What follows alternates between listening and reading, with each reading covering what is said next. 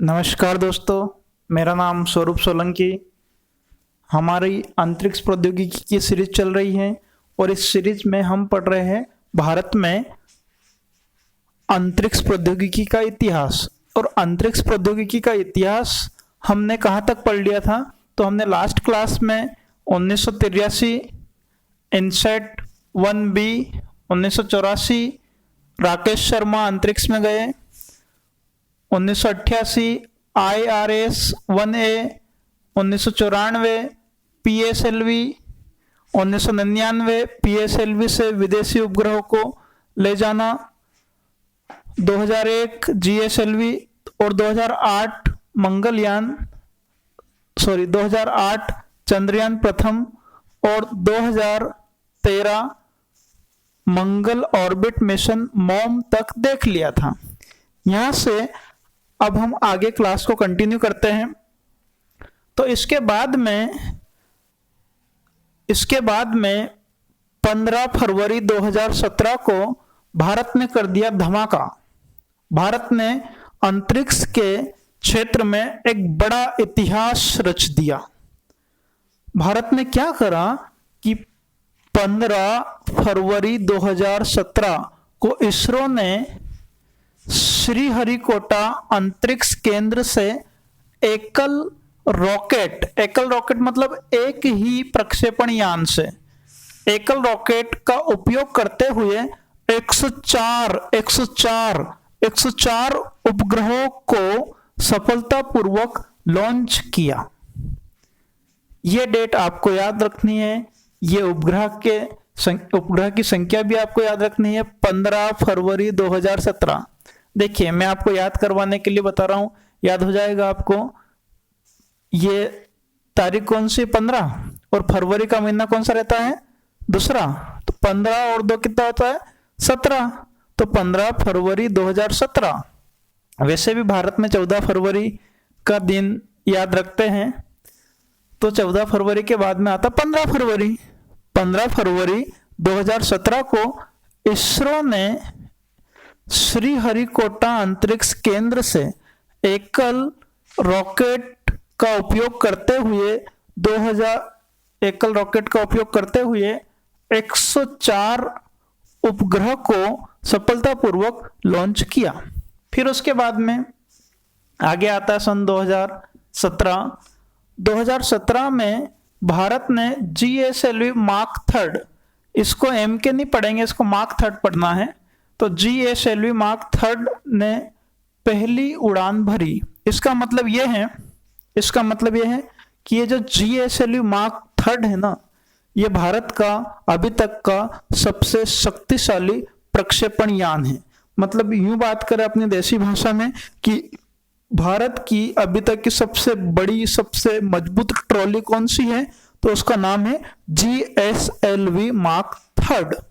GSLV mark third या GSLV mark third इतना मजबूत है, इतनी मजबूत ट्रॉली है कि यह पृथ्वी की सतह से 36,000 किलोमीटर की ऊंचाई तक 4,000 किलोग्राम वजन वाले उपग्रह को ले जाने में सक्षम है। ये इतना मजबूत वाहन है अभी हमारे पास में। इसमें मैंने लिखा भी है, इधर देखिए, देखते हैं इसको। इसमें लिखा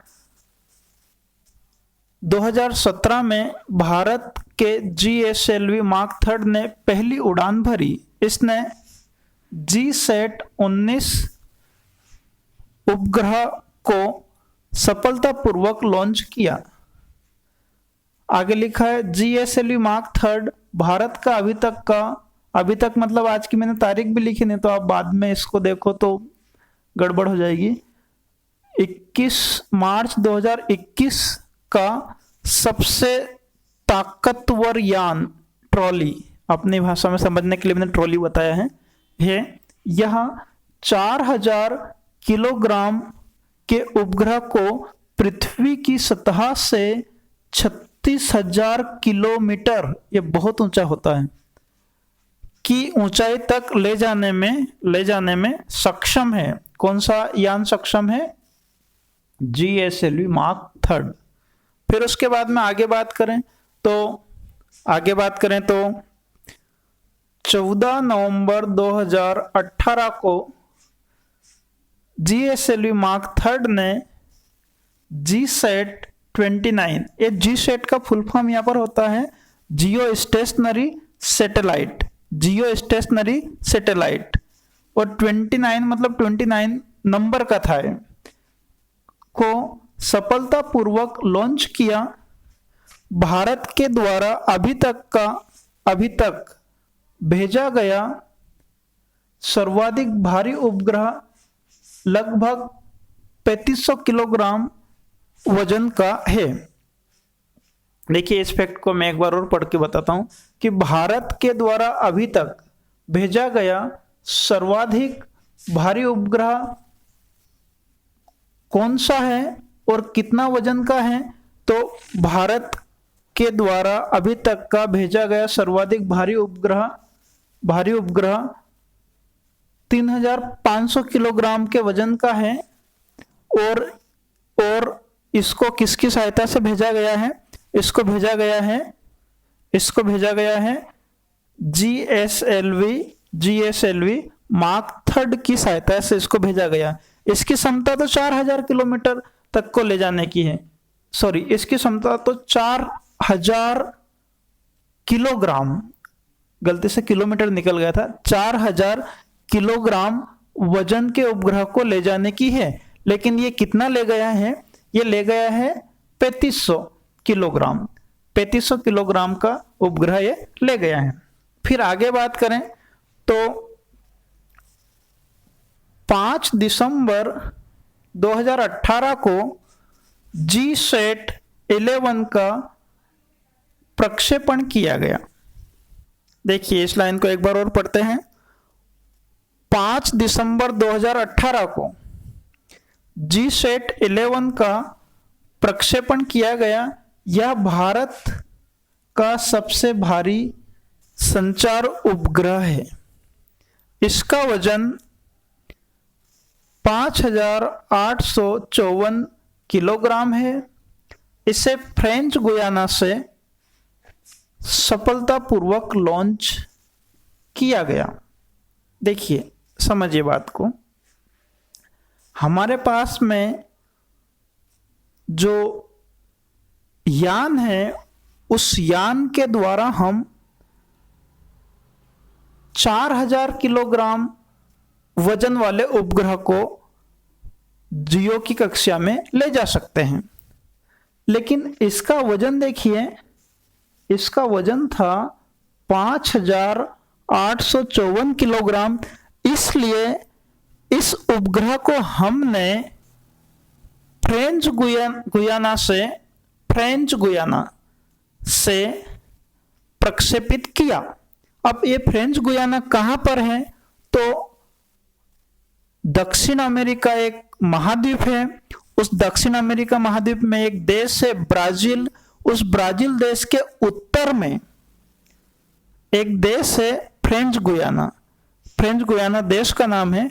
उस देश से हमने इस उपग्रह को प्रक्षेपित किया, जिसका वजन कितना है? जिसका वजन है 5854 किलोग्राम। फिर आगे बात करें तो